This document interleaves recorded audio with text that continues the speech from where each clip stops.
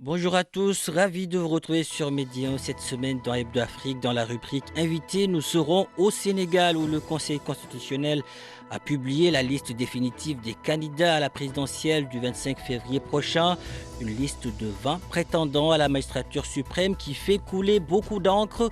Notre coup de cœur, ce sera au Maroc où la start-up DeepLeaf s'appuie sur l'intelligence artificielle pour améliorer les pratiques agricoles.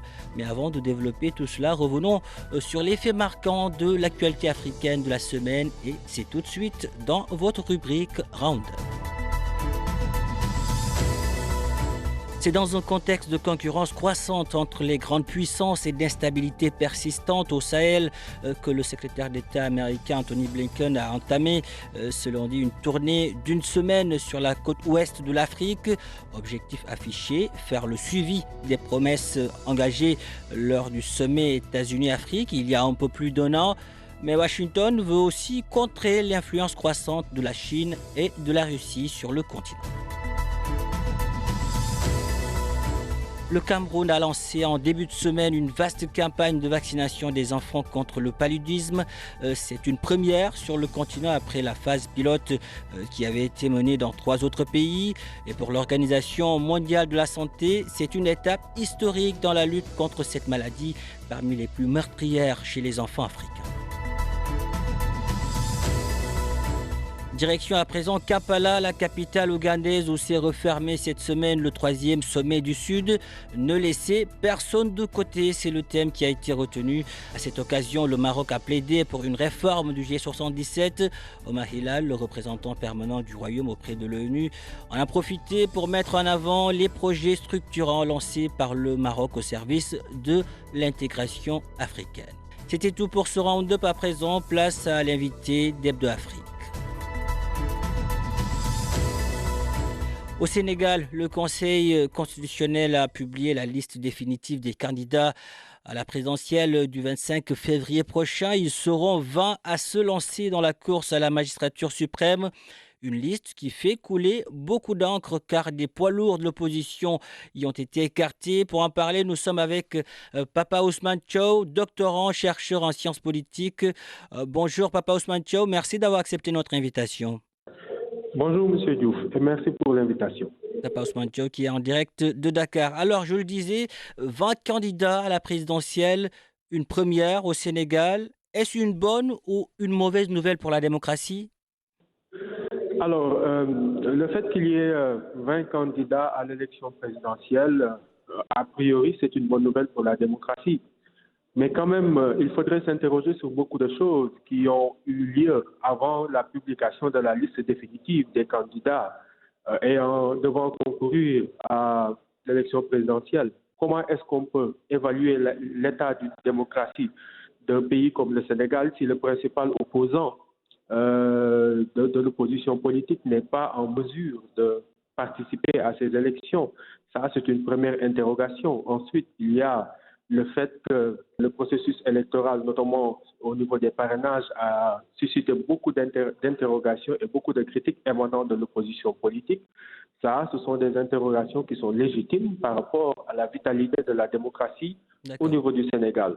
Maintenant, le fait qu'il y ait 20 candidats, ce n'est pas une mauvaise chose, parce que cela dénote tout simplement de la capacité des uns et des autres à pouvoir concourir à une élection présidentielle.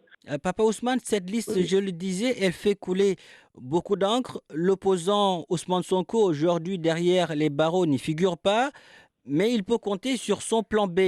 Problème, Bassirou Diomaye Faye est aussi en prison. Une équation aujourd'hui difficile à résoudre.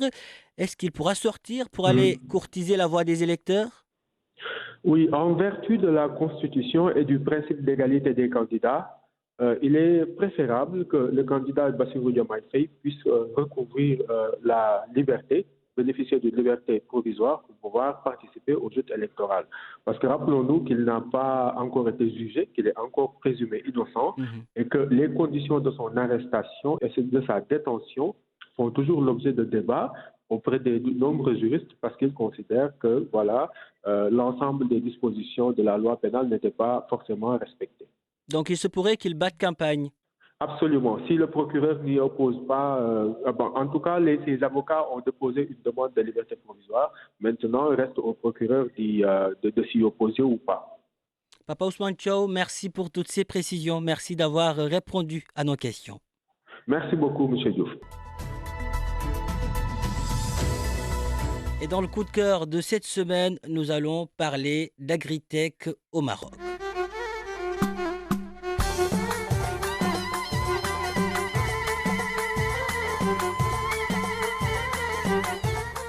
Et nous allons pousser les portes de la start-up Deepleaf. On pourrait l'appeler le médecin de l'agriculture marocaine. La jeune pousse avec ses deux robots Morshida et Agrigo s'appuie sur la toute-puissance de l'intelligence artificielle pour améliorer les pratiques agricoles, protéger les cultures et favoriser une utilisation plus responsable des ressources. El Mahdi Abdulmanadel est le fondateur de Deepleaf. Ensemble, nous l'écoutons. Nous avons une vision de permettre l'agriculteur qui utilise les solutions de Deepleaf à avoir des certificats de pesticide free pour pouvoir exporter son produit sans doute. Et l'innovation de Deepleaf ne se limitera pas à la détection des maladies, bien sûr. On va passer vers d'autres étapes, vers une agriculture responsable, résiliente face au changement climatique. Et on va englober d'autres aspects de l'agriculture, tels que l'irrigation, la fertilisation. Et on voulait démocratiser l'accès à cette technologie en déverrouillant la barrière de communication entre l'agriculteur de n'importe quelle taille et la haute technologie. Et oui, l'Afrique a de quoi être fière de cette jeunesse entreprenante, résiliente et connectée. C'était tout pour ce numéro d'Hebdo Afrique. Merci de l'avoir suivi. On se donne rendez-vous la semaine prochaine, toujours sur Média.